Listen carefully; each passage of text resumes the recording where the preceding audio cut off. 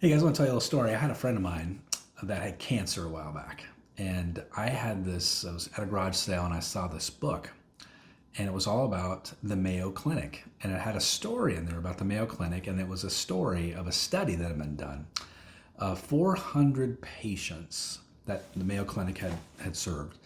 And these 400 patients had had miraculous recoveries from cancer. And I just thought, oh, this is a great book to give my friend. And so I got it. I gave it to him, of course. And I was telling him about the story that was absolutely incredible. But what was interesting about this story about the cancer survivors was this, that every single one of those patients, the one thing universally they had in common wasn't their treatment plans or wasn't some, crazy thing. They all believed that they would get better.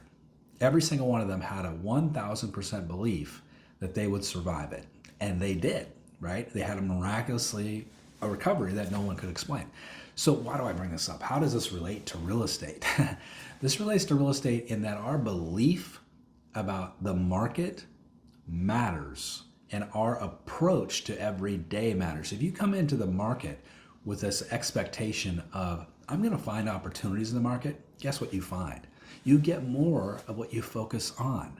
And if you come into the market every day and you're focused on negativity, what do you attract? You attract negativity. You attract what you focus on. Some of you have a bad habit of focusing on negative things every day. And then you replay negative tapes. You get beat up on a listing, you lose a sale, and that's the only thing you think about for 3 weeks. You gotta let that go, and that's called resetting. So here's a really good ritual for all of us.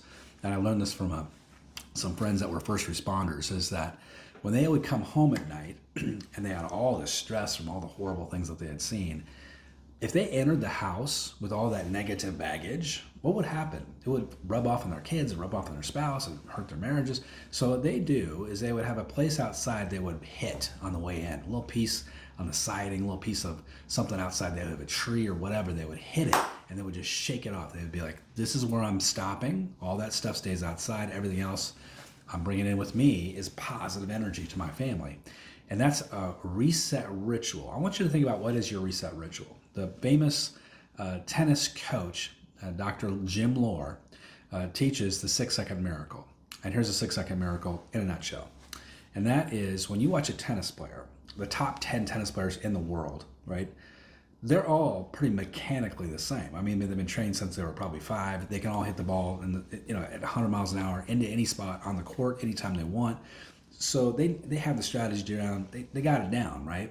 So now it's not a mechanical game. It's a mental game more than anything else. Real estate's the same way.